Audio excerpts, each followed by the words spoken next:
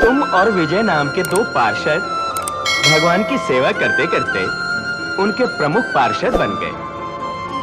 वैकुंठ धाम के 6 द्वारों के पश्चात जो 7वां द्वार है वह भगवान नारायण के अंतरंग स्थान का द्वार है। तुम दोनों उसी के संरक्षक बन गए। इस प्रकार कई कल बीत जाने के पश्चात तुम्हारे मन में अहंकार सिर उठाने लगा कि तुम ही भगवान श्री हरि के प्रमुख पहरेदार हो। तुम्हारी आज्ञा के बिना वहां कोई नहीं जा सकता। परंतु भगवान तो अंतर्यामी हैं। शेष शैया पर लेटे लेटे उन्हें तुम्हारे मन के भावों का ज्ञान हो गया। नारायण नारायण।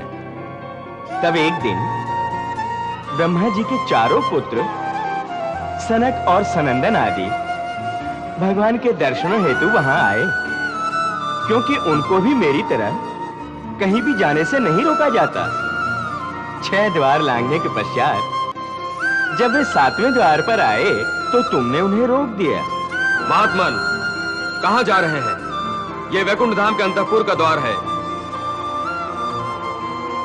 इस द्वार पर जय विजय का पहरा है मुनिवरों। हमारी अनुमति के बिना इसमें कोई प्रवेश नहीं कर सकता। त्रिलोकी धाम में जाने के लिए हमको भी अनुमति लेनी होगी। पहले तो ऐसा कभी नहीं हुआ। हम ब्रह्मा के पुत्र हैं। सब लोगों में बिना किसी व्यवधान के आते जाते रहे हैं। परंतु कुछ भी हो, हम भगवान के एकांत में विघ्न नहीं आने देना चाहते। हम पार्षद हैं उनके। क्या हमको तुम वैकुंठ में विघ्न मानते हो? क्षमा करें श्रीमान, आपको हम पर अकारण क्रोध करना शोभा नहीं देता।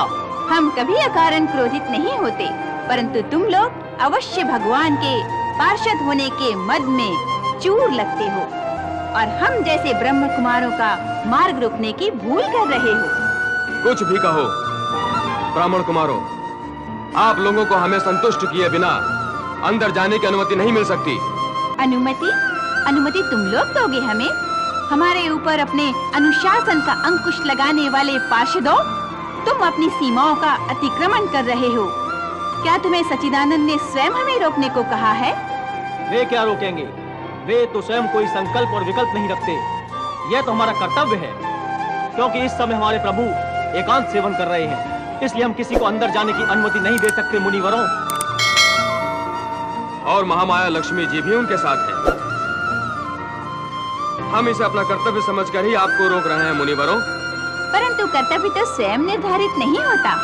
सेवक का कर्तव्य तो स्वामी ही निश्चित करता है। पार्षदों, हमने आपको रोककर कोई अपराध तो नहीं किया, फिर क्यों रुष्ट हो रहे हो मुनिवरों?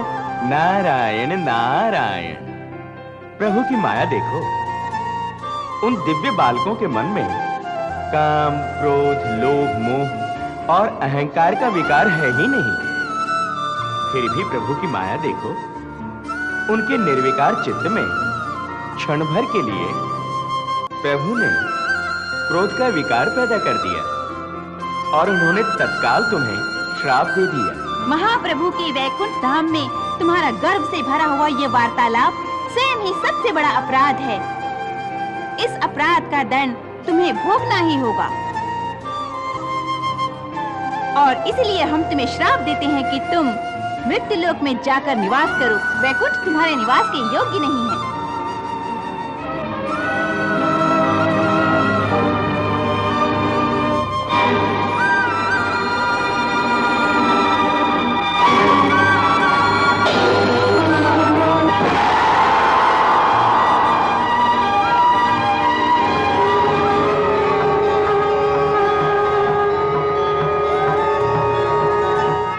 सनातन ऋषिवरों, प्रणाम त्रिलोकीनाथ। आप लोगों की चरण धूलि से हमारा लोक पवित्र हुआ है महात्माओं। हे अनंतानंद, हम आपके ही दर्शनों को आए थे, परंतु आपके ये पार्षद हमें आपके दर्शनों से रोककर हमारा अनादर कर रहे थे। अनादर? वो भी आप जैसे सनातन ऋषियों का? असंभव। प्रभु, गर्व तो असंभव को भी संभव कर देता है। आपके ये गर्वीले पार्षद हमें आपके द्वार पर रोके खड़े हैं, इसलिए हमने इन्हें श्राप दे दिया कि ये मृत्युलोक में चले जाएं।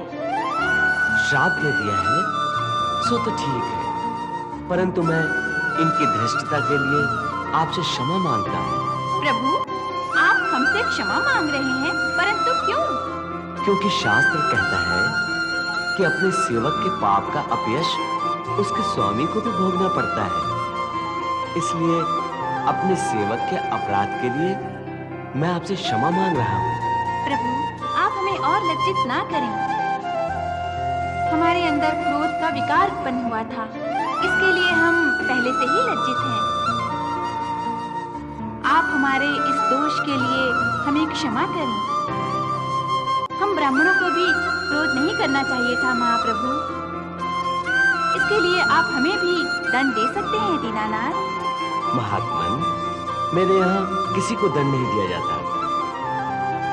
ये जो मेरे प्रिय पार्षद हैं, इनके श्राप की अवधि यदि आप निश्चित कर दें तो इन पर बड़ी कृपा होगी। धन्य है दया निधान, आपकी विनम्रता ने तो हमारा हृदय जीत लिया है। आपके दर्शनों में हमें 3 क्षणों का विलंब हुआ है, इसलिए इन पार्षदों को 3 जन्मों तक मृत्यु लोक में रहना होगा।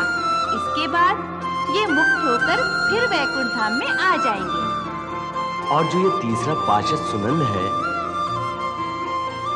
जो द्वार के निकट खड़ा है, उसके लिए क्या किया है? प्रभु, इसने मौन रहकर जय और विजय के वार्तालाप को सुना और कोई भी प्रतिवाद नहीं किया। ये इसका अपराध है, इसलिए इसे भी मृत्युलोक में जाना होगा। परंतु ये हर जन्म में आपका सेवक बनकर आपका ही यशोगान गाता रहेगा। ब्राह्मणों का वचन मेरा ही वचन है, जो सर्वदा सत्य है, और जो सत्य है वही शिव है, और जो शिव है वही सुंदरतम है। अब तुम लोग हमारे धाम को छोड़कर पृथ्वी लोक में जाओ। कृपा निधान, हमारी एक प्रार्थना है। वो क्या है? हमारी इच्छा है कि तीनों जन्मों में हमारी मुक्ति आपके ही हाथों से हो। तुम्हारे कल्याण के लिए मैं स्वयं मृत्युलोक में आऊंगा। तुम मेरे प्रिय पार्षद हो, इसलिए तुम्हारी मुक्ति भी मेरे ही हाथों होगी। जय और विजय, तुम दोनों पृथ्वीलोक में जाकर महात्मा कश्यप और उनकी पत्नी दिति के गर्भ में प्रवेश करोगे, और सुनंद कुछ काल के बाद तुम्हारे पास आएगा। जैसी आपकी आज्ञा प्रभु।